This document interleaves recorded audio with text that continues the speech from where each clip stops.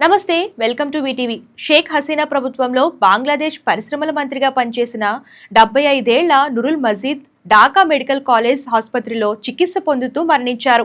మజీద్ మరణంపై దేశవ్యాప్తంగా ఆగ్రహం వ్యక్తమవుతోంది.